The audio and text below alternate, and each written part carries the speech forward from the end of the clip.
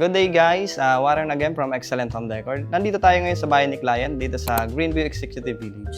So guys, bali si client meron siyang pinakabitan na dalawang area na pinakabitan niya ng curtain. So bali ang napili niyang design is combination ng pleated design, yung share natin. Tapos S-fold naman si heavy curtain.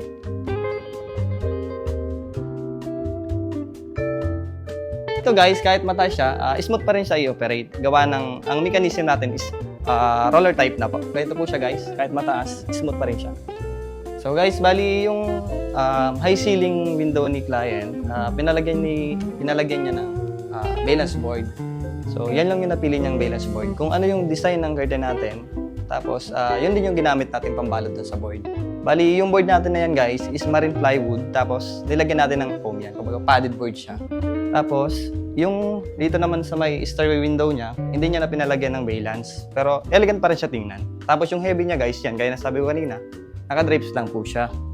Yun guys, sa pagkakabit naman natin ng curtain sa high ceiling, gumamit tayo dito ng 3 sets of scaffolding. Tapos yung pag-set up natin ng scaffolding, gumamit tayo ng rug sa baba para hindi magasgas yung flooring ni client.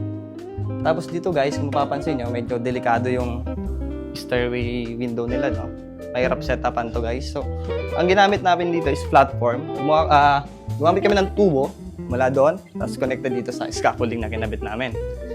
Tapos naglagay lang kami ng plywood na 3/4 para at least matibay. Yun guys, kung mapapansin nyo, maganda na yung bagsak ng curtain natin. So yun guys, kailangan natin itong estimin kasi siyempre pagkagaling ng production, babiyahe pa tayo papunta sa bahay ni client, lalo kung malayo. So siyempre naka-fold yan. Kailangan natin estimin para mawala yung mga fold part niya, para maganda yung bagsak. Kaya na ito.